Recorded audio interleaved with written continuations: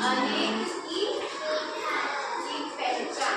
आपको पता है कि क्या चीजें अनेक होती है और क्या चीजें एक होती है? इसका एग्जाम्पल दे सकता है?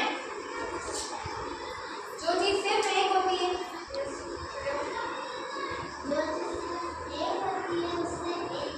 तो ऐसा कोई एग्जाम्पल दे चाहिए? ऐसी कोई चीज है जो सिर्फ एक ही है?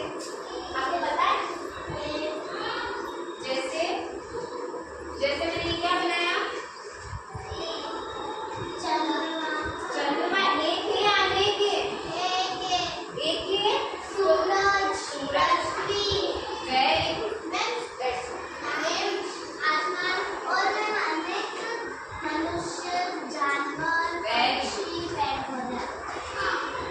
आपने सारा आंसर कर दिया।